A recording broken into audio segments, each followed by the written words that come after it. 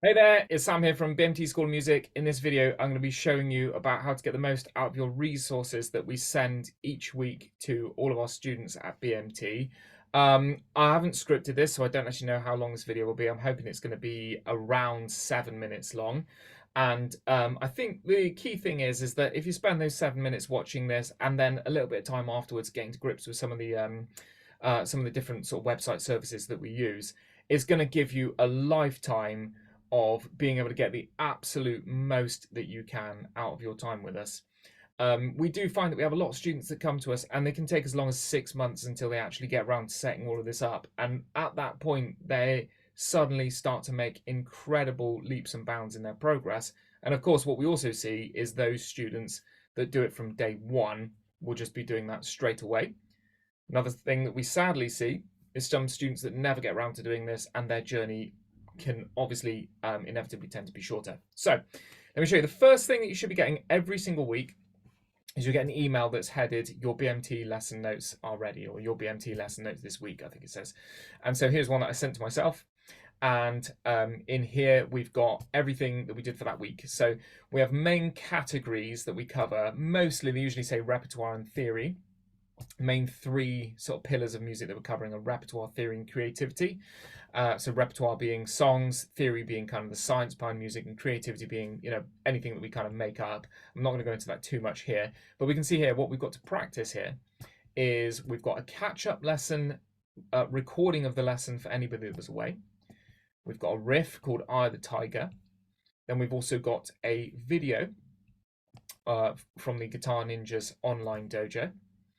And then at the bottom, it will say what we're going to do in the next lesson. And so here it says we're going to recap and jam the above. We're going to start a new song, and then we're going to complete more of the white belt book. That's, again, it's slightly vague. It could be a more specific song. It could be a more specific thing from the white belt book. But the idea is with this is that we're saying, here's what you've got to practice. And the incentive almost for doing this is, here's what we'll be covering next week. Sometimes I have quite a firm sort of chat with a student who's not practicing much and say, hey, guess what you're practicing next week if you don't practice this week? And they'll say, what's that? And I'll say, you'll be practicing this week's lessons next week, if that makes sense. So obviously, what you don't want is to be going over the same thing with a student over and over again. You want to be incentivizing them and motivating them to keep practicing, and using your resources properly, as I mentioned already, is pretty much one of the best ways that you can make sure that you're having a really successful journey playing the guitar. So that was a brief overview of what was in there. So sort of the subjects we're covering, and then what we've done in that lesson, and then what we'll be doing next week. So there are a lot of links in here. So if we have a quick look at the first one, and this is a video catch-up lesson. So this obviously only happens when we are actually away, and our admin sometimes has to have a hand uploading these and dealing with them. And she's always watching them and saying how fun those lessons look. And of course, what we do is we tend to send them to everybody, and that way, can't really get anything to load up right now. That way, students that were at the lesson get to recap what they did by watching that, and also parents get to see how those lessons go as well, and we love getting the feedback from those as well. So that's one resource that doesn't come every week. Obviously that will only happen when a student is away. I've got just a giant arm here. It looks like that arm's trying to strum my guitar. Next thing, this is from the BMT guitar program. So we've done Survivor, Eye the Tiger, amazing riff, and it's got some little tips there. And on this link here, we've got a YouTube link. So that will allow you to listen to it, which is very, very important. So you can hear what that song is supposed to sound like.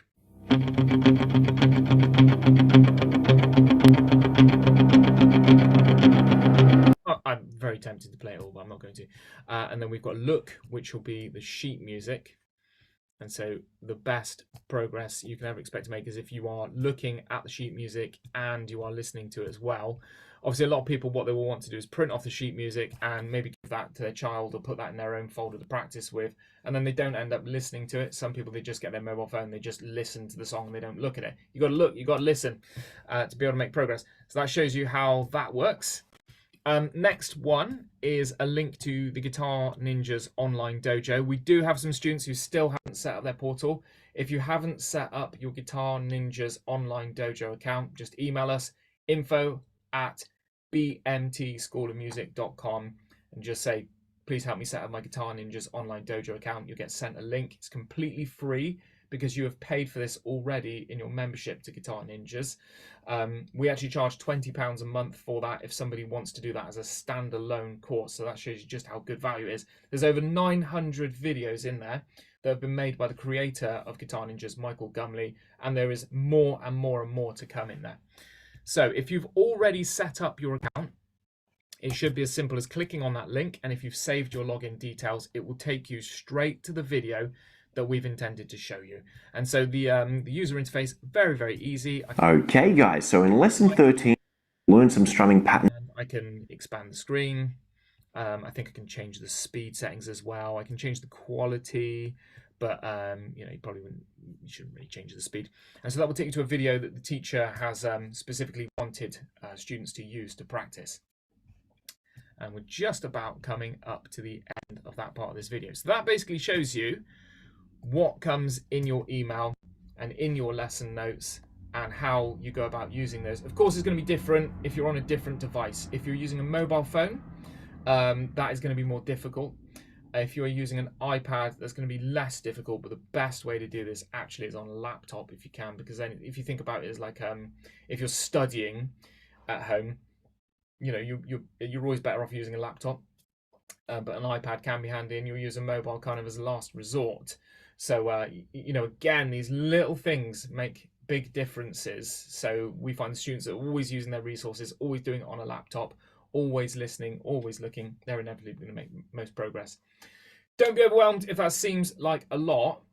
The first thing you need to do is, if you're not using these resources, then you just need to start using them in any way that kind of works for you. And just talk to us, because everybody's different, every family is different, they've all got their different dynamics, what works for them, what doesn't work for them. Some people want to print off something, some people are happy, you know, just using you know, their device for everything. That's what my preferred thing, being, you know, very digital and paperless. Some people don't want their children using screens too much. I think we're in a world where you know, technology is using all the time at school. You can't get away from it, and so you are better going with it and actually finding good ways of using technology.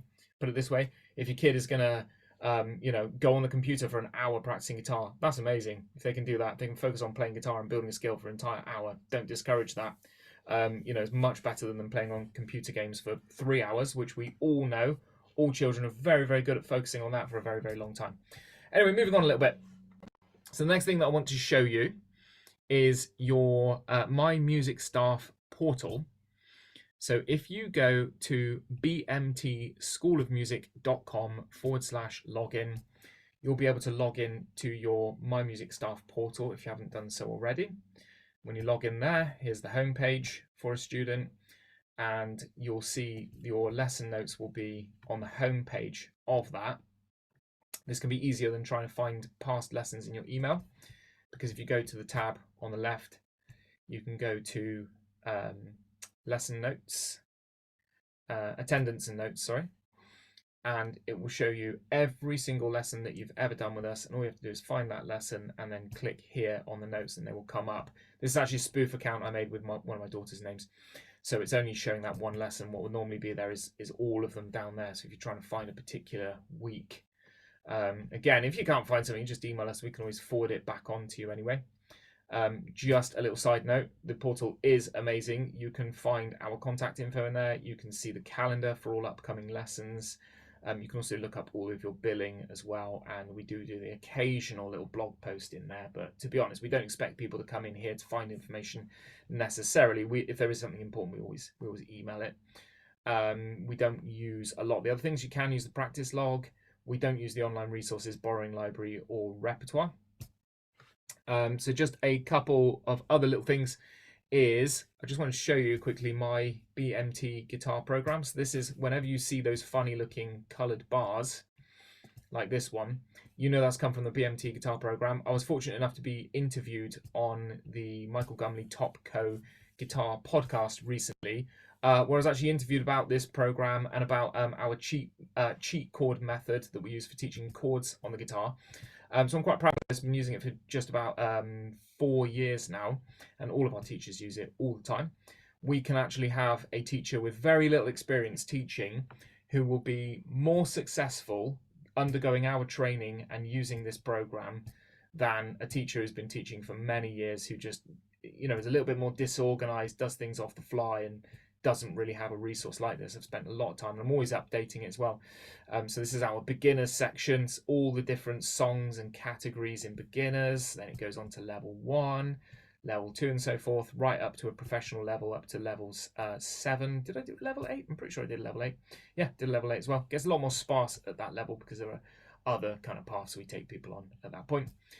So that's my BMT guitar program. It's not something that we give access to students very often, because we prefer to kind of pick the things that are important for them to use rather than overwhelming them. But it's just good for you to know where those resources are coming from. And lastly, the Guitar Ninjas online dojo. So what I showed you a minute ago was how we put a link to that on here, and you just click there and over you go. But what you can do is you can actually go and log in via guitarninjas.com.au, and once you've logged into there, you can actually go to my library, and what you'll be able to do is find whole entire courses in there. There's a ton of stuff on there. What will be relevant to you is scrolling down until you find the belt that you're on. So let's say you're on the white belt course here. Once you click on that, you can actually go from the start of the course, which of course would take you from a complete beginner. When you click on that, it'll pretty much play you through that video, and then it will down. It will auto play you to the next video. So you'll actually do it. It literally is an online course, so you can do that. One of the tasks to level up to your yellow book and get your white belt is to complete the whole course online. So that's really handy if you do know how to kind of almost like go through the back end of that. But like I say, mostly, if you find a lot of this overwhelming, mostly the biggest thing is to use the lesson notes that come through into your email, and just make sure you're clicking on those different links to use those resources. It is one of the most effective ways to get the most out of your journey. You'll be surprised if you're using it a bit, or you're not using it very much, or you're not using it at all. If you start going all in with this, you'll come on absolute leaps and bounds with your progress. Even if we are talking about children, even if we are talking about small children, what I just found was not great to do a long time ago was have a paper book. The reason being, it's just that it's very rigid. What we have is, say, our guitar program, and we're using that in conjunction with the Guitar Ninjas online, Guitar Ninjas book, sorry, like white belt course online or offline, is that you can have, say, 100 different lessons for a beginner, from the first lesson up to the 100th lesson, and you only really need to do 20 of those to get through that stage of playing. And if we were to segment those 100 lessons into, here's 5 riffs that use 1 string, here's 5 riffs that use 2 strings, here's 5 songs that use 2 chords, well, for somebody to gain the skills they need to move on from that, they probably only need to do 2 or 3 from each category. And so we can pick and choose that and build that path as we go along, based around their interests, based around other things. Because if you have a book, you have to go from the start of the book, you have to go all the way to the end. And I always remember a funny story about a parent who was kind of, saying to us, please, can you just give my child 1 paper book? I don't want any YouTube links. I don't want any portal. I don't want anything. I want it to be really simple. We were quite empathic about that. But then I remember shadowing one of the lessons for this child, and the first thing they said was, we've forgotten our book. And the teacher didn't have a copy of that book either. And I kind of was slightly sniggering to myself, because I thought, well, if we do everything paperless, we've got everything online. They've got it in their email. They've got it on their portal. We've got it all on our My Music stuff at our end as well. So I have no idea how long this video went on for. Maybe you just listen to it like it's a podcast. I really, if you got to the end of this, you're an absolutely fantastic student or parent, honestly, because it's so easy to skip these things coming through. So I really, really appreciate you watching it. Would love your feedback on this as well, how useful it was, and any other questions you have. Okay, take care. Bye-bye.